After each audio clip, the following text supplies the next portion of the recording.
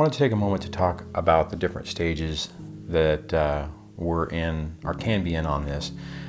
There's been, I see it a lot within the comments where there's either people who are really at the early stages and they're really struggling with validation and trying to figure out what's going on, and then people who are either farther along or just have a different perspective, and they aren't maybe necessarily dealing with this thing the same way or maybe having the same struggles. I mean, everybody's a little bit different and everybody interacts and deals with things differently, which is normal. That's typical. The problem is that every situation is unique, and one person's situation can be really devastating and they may be doing okay, and then another person's situation could be not quite as devastating, but they could be dealing with it worse. For the most part, we all go through the same range of emotion and the same feelings. I mean, so that's relatively typical, but there are some nuances on the outer extremes where it's a little bit more complicated. Now, what I'm talking about with this is some people in the beginning of this is so hard, so devastating that you start to think that there's not even any way through it. You're struggling with it in the way to where you're just trying to get through each day. And I think it's important to talk about those situations and to try to address some of those concerns to give those people maybe some different options to think about. Now, when you feel like you're alone and you feel like you're not getting anywhere and you feel like everything's turning against you, it's pretty devastating. And I think all of us can pretty much extrapolate what that really means. When you're in the dark days of this and you don't see any light and you don't see any way out and all you see is pain and suffering and, betrayal by your ex, even by your kids, you start to lose hope. Now, this comes up time from time. I mean, these extra extremes don't happen. Well, I wouldn't say they don't happen often, but they don't bubble up on the channel that often. I mean, the last time was probably last year where there was people going through this, and it makes sense because around the holidays is whenever things really get tense. That's typically whenever a narcissistic personality type they're going to play those games to really push the alienation around the holidays. It's typical, 9 times out of 10. I don't have any statistics, but I'm just saying it just seems rather, normally if someone's going to be denied access to their kids or a restraining order or anything like that, it's probably going to be right before Thanksgiving, probably around Halloween, and then it's going to run through until you can get to court, probably until Christmas or into January. Probably once you get into the holidays, nothing happens until late January, early February. Now, when you're dealing with that and you're getting the impression that your kids are being turned, you can feel like you've lost all hope, right? So the video I made the other day, that was pretty much in response to that. And I've gotten mixed reviews on that video where some people agreed with the advice on it, which basically the advice is, and I still stand by it, is if you're to the point where you feel like you give up on everything or you pick yourself, right? If you've gotten to the point that you just can't deal with it anymore, what do you do? I mean, one of the comments was, basically saying it's bad advice, but I look at my own situation. I mean, in that story, I used the story of my own dad. Would I have rather my dad, basically shut down from me or not even be here anymore? Well, I'd prefer to have the opportunity later to have a relationship with him. Yeah, and he has lots of regrets. He thinks he could have done things differently. I mean, realistically, he didn't do things the way that I did them. right? But at the same time, I mean, you have to make the best decision you can make at the time.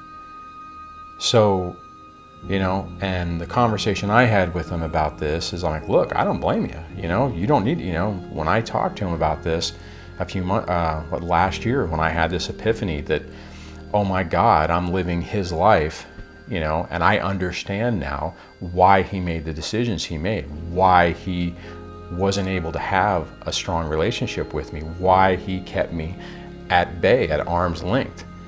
I mean, yeah, it hurt me. It hurt me a lot. I didn't understand it. I understand it now. I didn't understand it before. I couldn't understand why he just couldn't let it go, why he couldn't just deal with it. So in that, when I was talking with him about that, I mean, one of the things he was like, you know, I mean, he was upset. He was like, I feel, you know, I could have done better. I could have done this. I could have done that. And I mean, that is a risk on that. That's why on the video the other day, I said, you have to deal with the anger and the bitterness. You have to keep the doors open. You have to work on yourself to make sure that you have, you know, that you're in an okay place and that you're available, that you're, you know, on the sidelines, kind of ready to go in case your kids, or when your kids are willing to reach out to you. Now, the thing is, in that situation, when I reached out to I reached out to my dad. I reached out to him multiple times. The problem was I didn't have it was two parts. One, I didn't have the context of what he was going through, and he was still really triggered by everything. So just some of my comments, some of my interactions, some of my, you know, the way I responded to him or whatever, not even that I was doing it. I mean, I wasn't saying certain things to poke him in the eye. I was just being me. I didn't know any better. And it was really triggering to him. But because he hadn't been able to work with it, it was still triggering to him. Okay?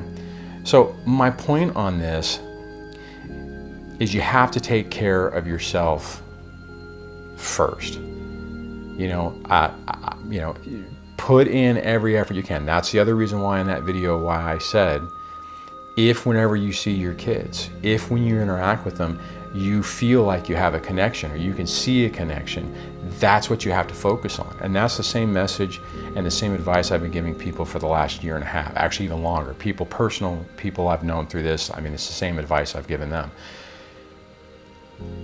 If you can disentangle yourself from your ex and from what your ex does with your kids and gets them to do, and you can see a good relationship and a good bond, that is the key. Now, if you don't have that, if, you know, even if you have a period of time and it's just a mess, now I would recommend you try different things.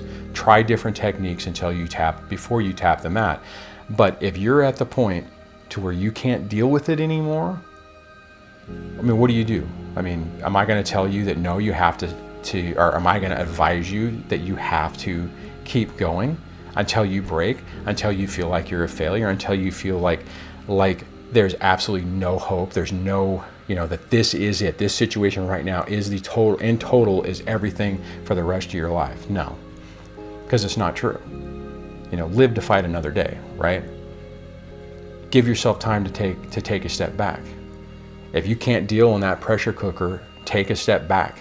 Find a life coach that can help you through it. Find a good therapist that can help you through it. Read books, take courses, do what you need to do to try to get yourself in a better place. So